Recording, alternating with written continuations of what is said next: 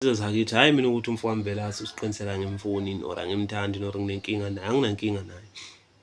Umsebenzi wakhe engawufuni, eshini ngixole ngiphethwe iflu, umsebenzi wakhe engawufuni. Usiqiniseka unokucekela phansi abanye oMaskandi, yabo, and unokucekela phansi imisebenzi yabanye abantu abamnyama abazamayo, yabo mfowethu. So yiyo-ke lento leyo mina engayifuni ukuthi ethi umuntu ezama ehlanganise kanzima into yakhe sethi uyayiveza wena uqhamuka ukuyigxeka, yabo. So iyona into engayifuni leyo, ngibazwile nje sebegxeka umjabulisi ngale ngoma yakhe la akayikhiphile lethi ngisele isuthu ngizocela uthando, yabo. Uyazi kodwa ukuthi lonto le i-wrong lento akayenzayo, yabo.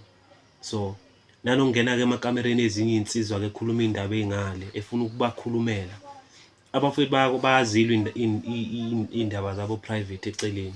So nakamusa ukuyithatha ey'beke public efuna ukuthi ezilwe yena kusize zakhe, yabo. Engahlaziya nje uMaskandi indlela awuhlaziya ngayo, kodwa ungagcina ukhuluma iy'ndaba zenye indoda, yabo. Engacekeli futhi amagama abaculi bakaMaskandi. Usiqiniseka uwumlandeli kaMthandeni, akamusa ukulwa nabantu aba-against uMthandeni. It's not right lonto leyo, akamusa ukulwa nabo personal, ayikho right lonto leyo, yabo.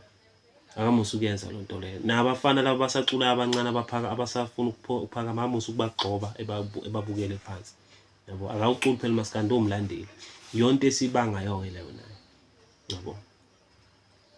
Akufuneki uma uyindoda ube indoda ecishe ibe ifuna ukuba umfazi, yabo. Nokuthi umfana vele asenenkinga naye, anginankinga naye, nethi akayeke ukukhuluma kakhulu, yabo. Indoda ayikhulumi kakhulu bafowethu, angacekeli phansi imisebenzi yabanye abafowethu, yabo. Akanga-undermine, ngimbukile nje undermine umsoco, ngathula nje ngathi we akamazi umsoco, mina umsoco ngiyamazi, yabo. So nje bafowethu engathi le nto leyo lo mfowethu engayiyeka.